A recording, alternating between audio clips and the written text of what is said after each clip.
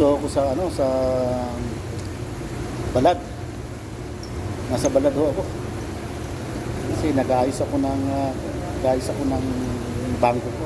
Na-freeze eh. Na-freeze po yung bangko ko. Kaya pasensya na kayo. Ito po si Kadagat. No? Kaya tapos yung ayusin ko na. No? Dito ako sa loob ng mall eh.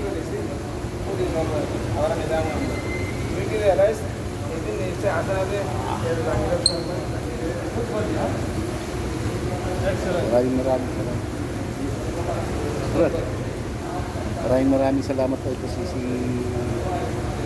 Mandaragat, si Pandaragat.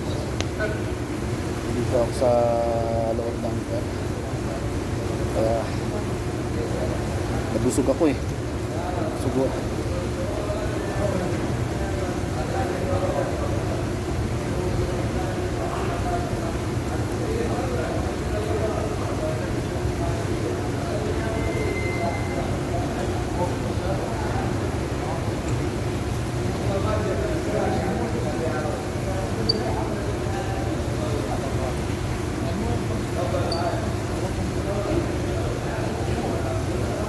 Maraming salamat sa inyo.